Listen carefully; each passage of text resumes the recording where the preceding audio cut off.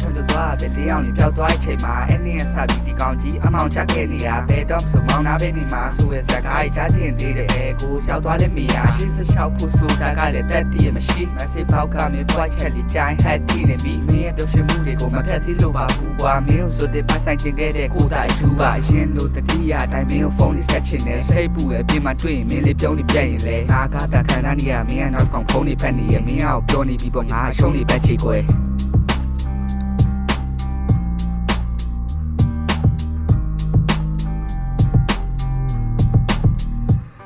ဒီနွေရာဒီအလွမ်းများဟာရှေ့ကြပြီမခံနိုင်ဒီနွေရာဒီနွေရာဒီလွမ်းမဲ့